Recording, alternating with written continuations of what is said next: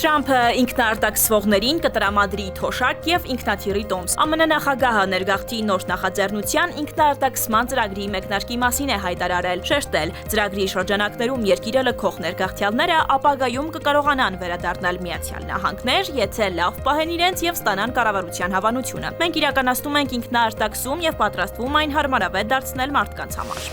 Ֆրանսիան օգնել է Զելենսկուն հաշտեցման նամակ գրել Թրամփին վեճից հետո։ Եվրոպական պոլիտիկո հրատարակությունն է հայտնում։ Ֆրանսիացի և բրիտանացի դիվանագետները, նաև նրանց գործընկերները Գերմանիայից մի քանի շաբաթ մտածել են, թե ինչպես վերականգնել Թրամփի և Զելենսկու միջև հարաբերությունները։ ԱՄՆ-ն մտադիր չէ քննարկել հակառուսական պատժամիջոցների թուլացման հնարավորությունը, քանի դեռ Ուկրաինայում հրադադար չի հաստատել։ Նման հայտարարությամբ է հանդես եկել Պետդեպարտամենտի մամուլի ծառայության ղեկավարը։ Հարցին արդյոք Պետդեպարտամենտը Սպիտակ տնից հրահանգներ է ստացել կազմելու պատժամիջոցների ցանկը, որը կարող է մեղմացվել, Բրյուսն արձագանքել է, պատրաստ չէ անդրադառնալ այդ հարցին։ Վրաստանը հանդես է գալիս խաղաղության և երկխոսության միջոցով հակամարտությունների լուծման օգտին Ալիևի հետ հանդիպումից հետո համատեղ ասուլիսին հայտարարել է Վրաստանի նախագահը, ընդգծել Թբիլիսին շարունակելու է աջակցել Ադրբեջանի ինքնիշխանությանն ու տարածքային ամբողջականությանը։ Ալիևն էլ շեշտել է, երկու երկրների բարձր մակարդակի շփումները կրում են պարբերական բնույթ, քաղաքական երկխոսությունն էլ ակտիվ է։